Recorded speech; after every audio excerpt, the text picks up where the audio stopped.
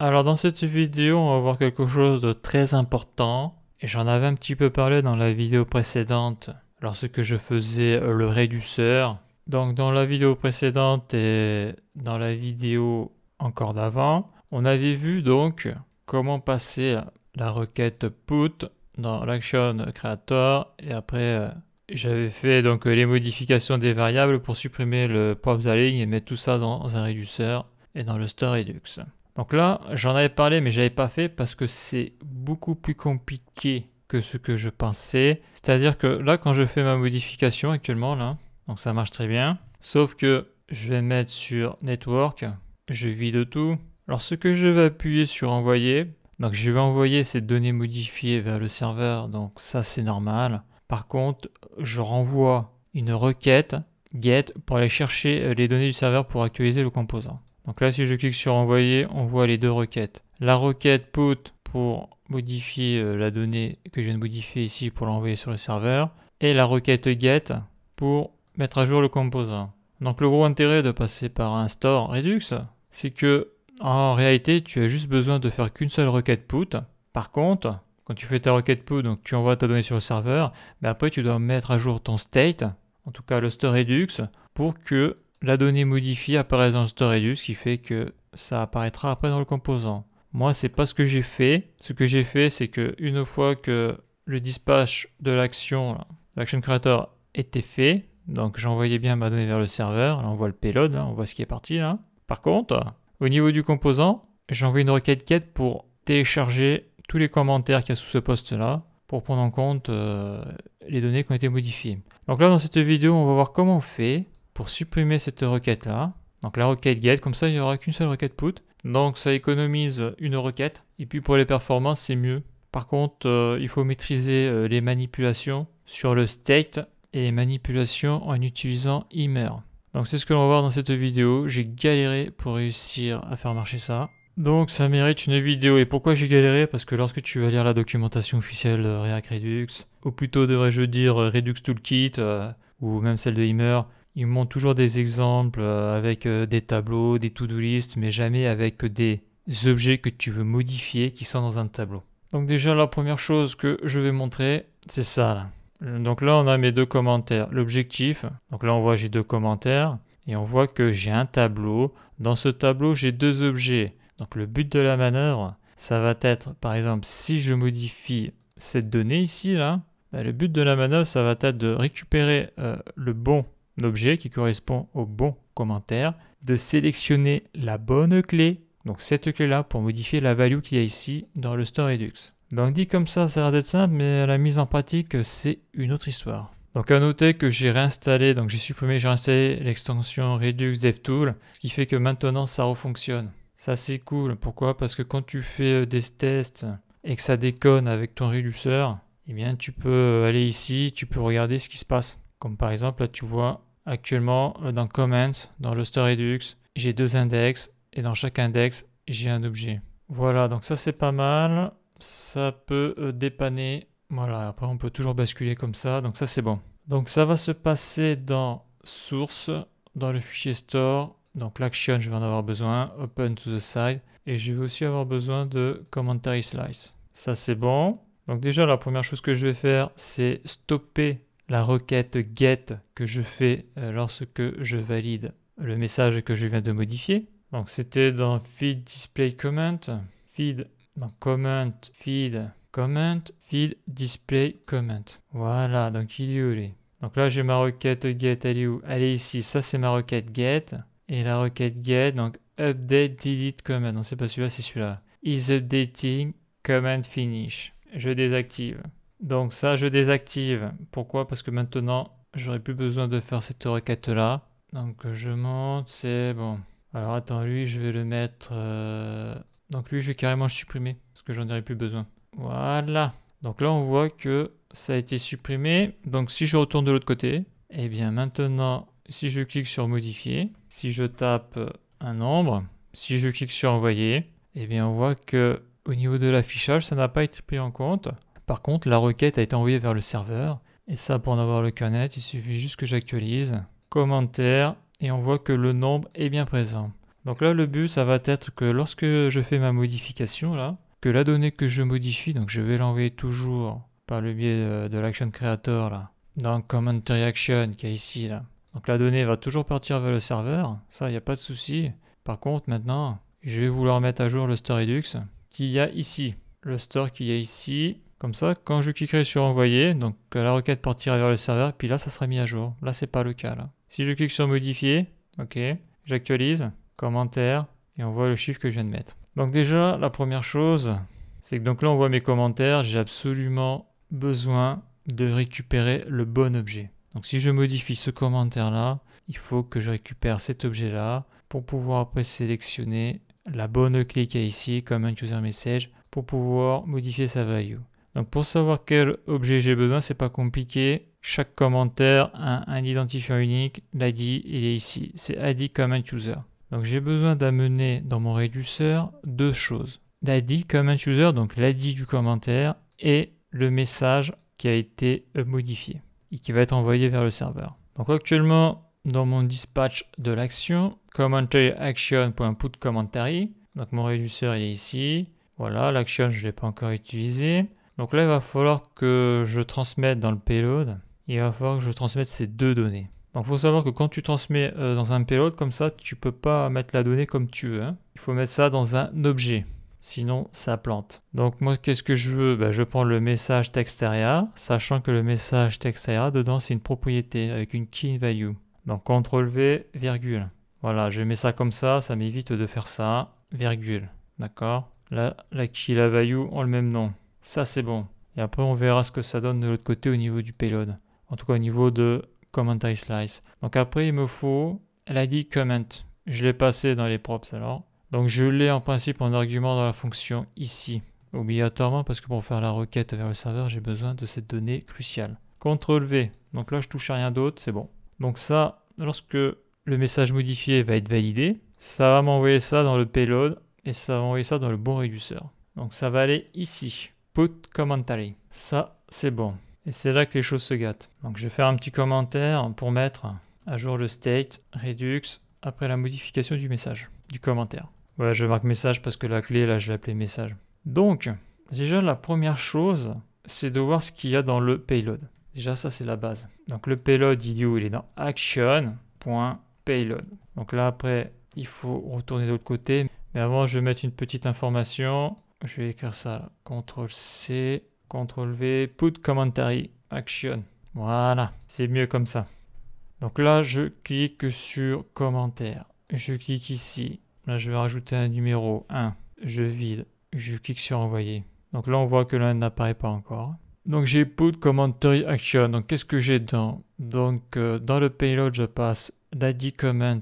Donc c'est une propriété 641. Et je passe une key message text area. Et dedans, j'ai une autre propriété. Et on voit que dedans, là, il y a le 1 que je viens de mettre. Il est ici, là. Donc là, le but, c'est que cette donnée-là, ça va être de la mettre ici, là. Alors là, je suis sur l'index 0. Ça va être de le mettre ici, là, à la place de celui-là. Donc, ce que je vais faire, c'est que je vais créer deux variables. Je vais créer une variable où je vais mettre la valeur de 641. Et je vais créer une autre variable où je vais mettre la valeur qu'il y a ici, que je viens de modifier, qui est partie vers le serveur. Donc ça, c'est bon. Donc j'y vais étape par étape parce que là, dans ce genre de truc, à moi de maîtriser très bien son sujet, c'est mission impossible d'y aller d'une traite.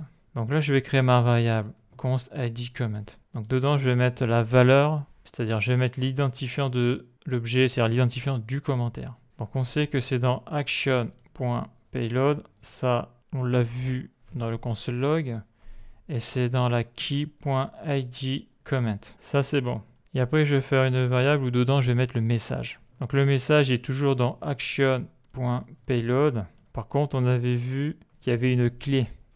Donc là, on ne peut pas le voir parce que je suis en train d'écrire le truc là. Donc c'est vrai que des fois, il vaut mieux faire un petit copier-coller de la structure de la donnée ici, hein, comme ça au moins. Tu n'as pas besoin de faire ça parce que là, il y a une erreur. Là.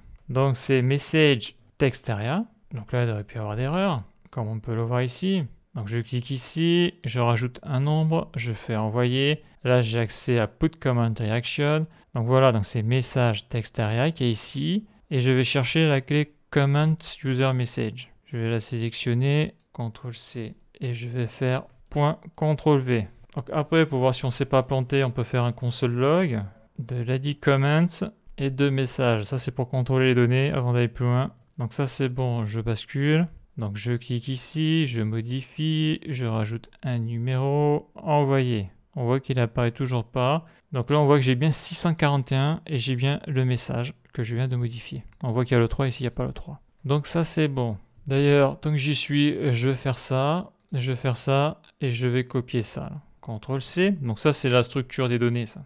Là, je vais mettre ici, CTRL-V, et je mets ça en commentaire. Donc bien sûr, je ne mets pas l'autre objet, ça sert à rien, mais il faut s'imaginer là, il faut s'imaginer là que j'ai un objet. Donc je suis dans un tableau et ça c'est l'index 0, index 1, index 2, etc. Voilà, donc là j'ai le nom des clés, tout est clair. Donc ça c'est bon, ok. Donc moi là où je me suis pris gravement à la tête, c'est à cause de Immer. Parce que moi, ce que je voulais faire, parce que comme on l'avait vu là par exemple ici, pour modifier le state, tu fais state.comments et tu modifies le state en direct et c'est Immer qui gère son truc pour les shadow copy. Mais ça, c'est facile parce que ça, c'est juste des propriétés basiques dans un objet basique. Sauf que là, c'est pas un objet basique, c'est un tableau avec plein d'objets dedans. Donc, il faut sélectionner déjà le bon objet. Et on sait que pour sélectionner un objet, on le voit très bien avec React lorsque l'on veut sélectionner des objets suite à la réponse du serveur, il faut mapper le tableau. Donc moi, je ne veux pas mapper un tableau. Moi, ce que je veux, c'est sélectionner le bon objet. Parce que lorsque tu mappes un tableau, tu sélectionnes tous les objets. Et moi, c'est pas ce que je veux. Donc moi, ce que j'avais fait, je m'étais pris la tête avec le state. Donc comment je fais d'habitude? Moi, je fais ça. Moi, je fais un console log, .state, et après, je vois ce qu'il y a dedans, tu vois. Le gros souci, c'est quand tu fais ça dans Redux Toolkit, vu que le state ici, c'est pas le state, c'est le draft, c'est-à-dire c'est Immer qui gère ça, c'est un proxy. Et quand tu fais ça sur un proxy, ben là, je vais le faire, là. Là, je vais écrire un nouveau numéro, ok. Ben, quand tu fais ça sur un proxy, eh bien, tu as proxy. Super. Donc tu cliques dessus. Alors moi je cherche mes keys et mes values, mais t'as rien, tu vois. T'as handler, target, is revoked. Et puis là t'as des petits trucs là. Mais tu n'as pas accès à la donnée est cachée. Donc après qu'est-ce que j'ai fait moi? Bah, je vais faire un state 0 juste pour voir. Donc là je fais commentaire, modifier, 5, envoyer. Et là qu'est-ce que je vois? Bon là j'ai un define. Donc le gros problème voilà, du state dans le réduceur, c'est que tu n'as pas accès à la donnée. Tu n'as pas accès à la donnée. Par exemple, si je te fais state, parce que là actuellement le state, donc là moi ce que je veux travailler c'est la key comments, parce que c'est dedans qu'il y a les données. Donc je fais state.comments. Donc on pourrait se dire, ça serait cool, je pourrais voir ce qu'il y a dans le state. Eh bien non. Je fais commentaire, je modifie, je rajoute encore un numéro, 6. Et là qu'est-ce que l'on voit là? On voit proxy, super, 0. Ok. Donc qu'est-ce que je fais moi? Eh bien je vais faire comments, index 0.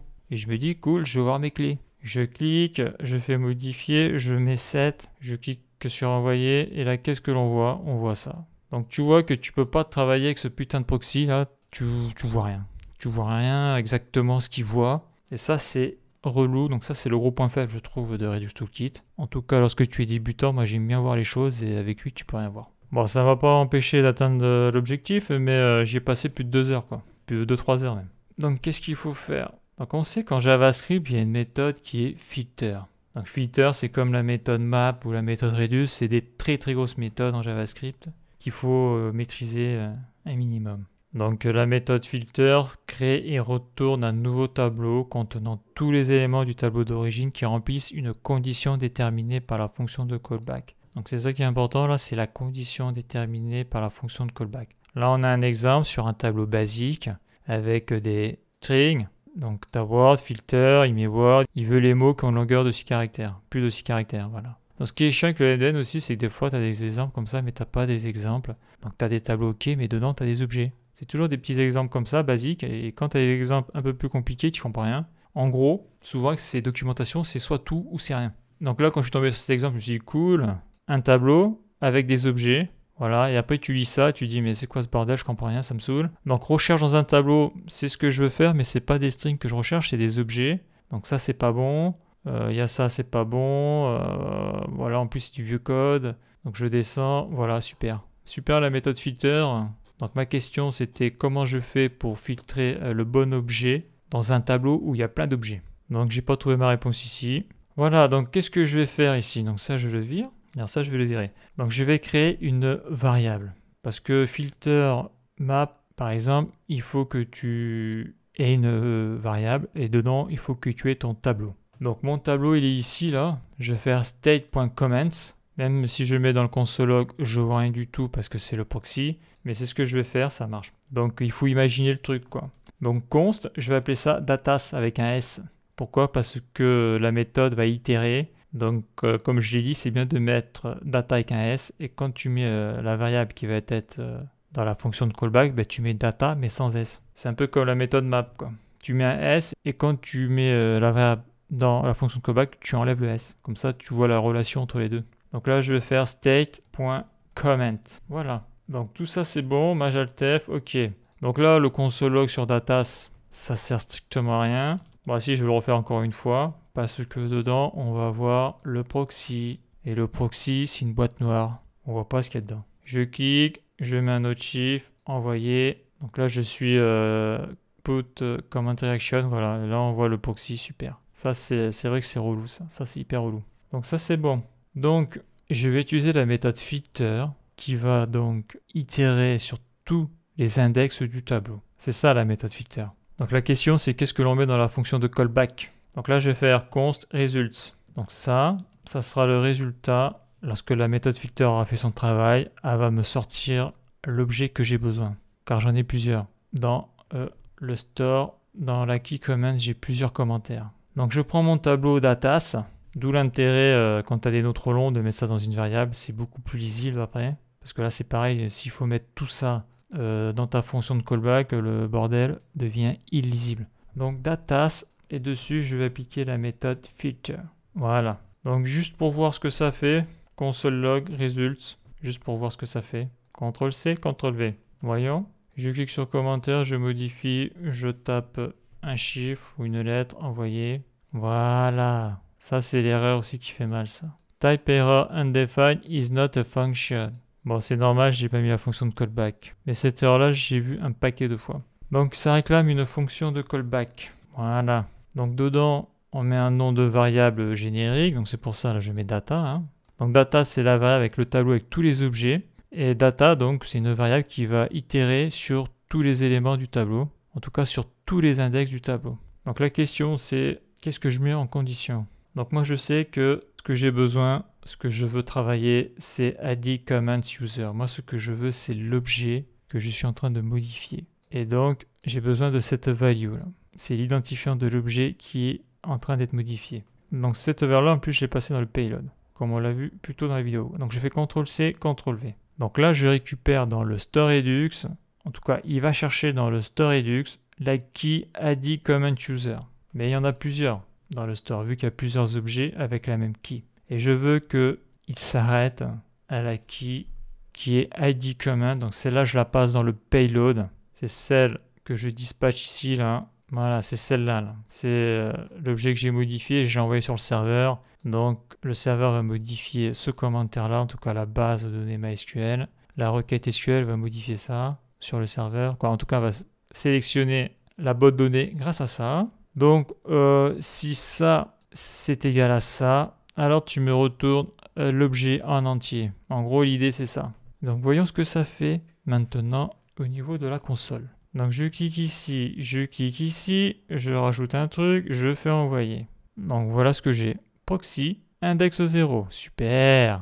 Donc là, tu travailles un peu à l'aveugle. Parce que là, le proxy, c'est une boîte noire. Donc, théoriquement, j'ai sélectionné le bon objet, mais on ne le voit pas. On voit juste son proxy. On voit pas ce qu'il y a dedans. Par contre, avant, il y avait plusieurs index, maintenant, il n'y en a plus qu'un.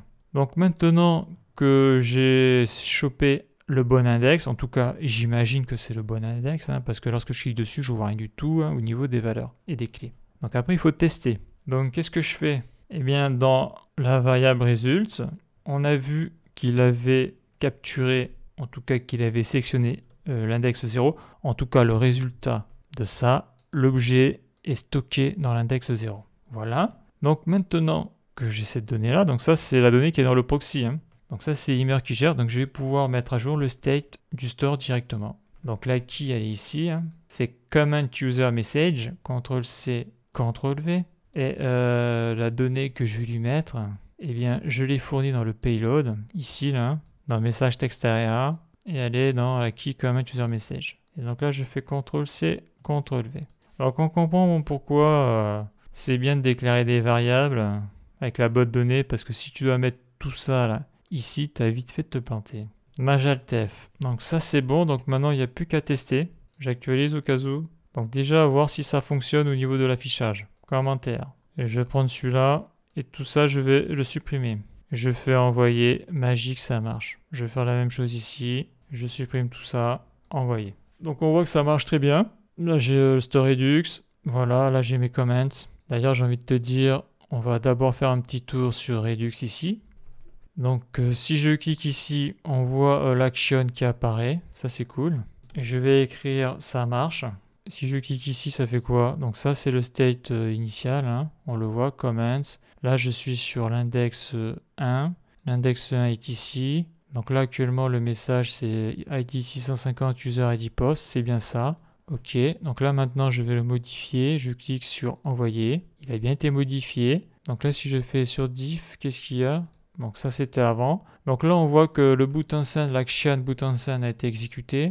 Donc ça, c'est cool. Là, si je clique sur le state a dû être mis à jour. Je vais sur l'index 1. On voit que non, là, ça n'a toujours pas été mis à jour. Parce que ça, c'est le bouton send. Voilà, on voit diff différence par rapport au state d'avant. On voit que la key modification command a bien été modifiée. Ça, c'est bon. Donc c'est ici que ça se passe. Voilà, j'ai l'action put commentary qui envoie la donnée vers le serveur. Je clique là. Je vais sur state d'abord. Je clique ici. Je clique là. Et on voit que sur l'index 1, la donnée a bien été mise sur le state Redux.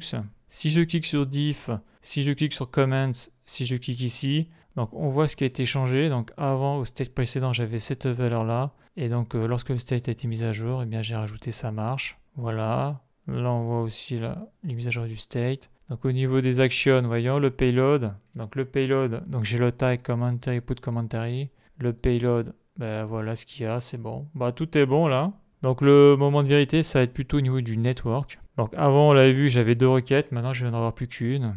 Donc là, je vide. Je modifie. Donc là, on voit qu'aucune requête n'est partie. Ça marche bien. Je clique sur envoyer et la magique. Donc j'ai bien une requête qui est partie vers le serveur, mais c'est la requête put pour mettre à jour la base de données. Donc là, on voit le payload. Par contre, on voit que si je vais ici, si je vais là, on voit qu'il n'y a qu'une seule requête. Il n'y a pas eu comme la dernière fois une requête get pour aller télécharger les données sur le serveur. Ça vient du store Redux. Donc tout est OK. Donc là, imaginons je refais un autre message. Test, envoyer. Ça marche. Il n'y a pas de souci. Je vide. Par contre, lui, on a vu qu'il y avait plein de requêtes. Hein. Je modifie le message, voir si ça marche.